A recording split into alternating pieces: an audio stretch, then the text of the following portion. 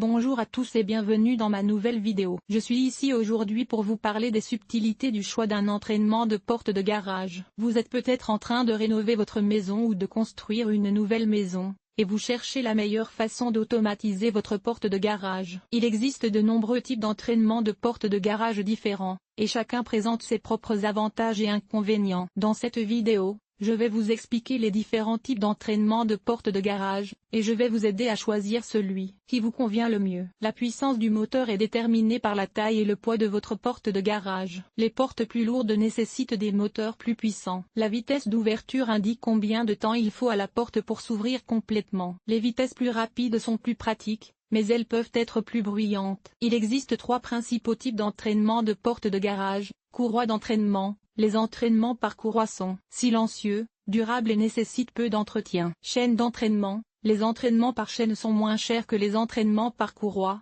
mais ils sont plus bruyants et nécessitent plus d'entretien. Entraînement à vis sans fin. Les entraînements à vis sans fin sont les plus économiques, mais ils sont également les plus bruyants et les moins durables. Les fonctions de sécurité importantes comprennent détection d'inversion automatique. Cette fonction inverse le mouvement de la porte si elle rencontre un obstacle. Dispositif de verrouillage manuel. Ce dispositif permet d'ouvrir ou de fermer la porte manuellement en cas de panne de courant. Clavier numérique. Ce clavier permet d'ouvrir la porte sans utiliser de télécommande. Les entraînements de porte de garage fonctionnent en convertissant l'électricité en énergie mécanique. Cette énergie est utilisée pour faire tourner un arbre, qui est relié à la porte. L'arbre fait alors monter ou descendre la porte. Les entraînements de porte de garage sont contrôlés par un panneau de commande. Le panneau de commande permet de régler la vitesse et la direction de la porte, ainsi que d'activer les fonctions de sécurité. Pour votre confort, pensez à la programmation d'une télécommande qui commandera votre porte de garage, notamment si vous rentrez souvent chez vous entre deux averses. Certaines télécommandes proposent des fonctionnalités supplémentaires, telles que la possibilité de contrôler plusieurs marques de l'entraînement ou d'utiliser des applications pour smartphone pour commander votre porte depuis n'importe où. Lorsque vous choisissez un entraînement pour votre porte de garage, tenez compte de ces facteurs: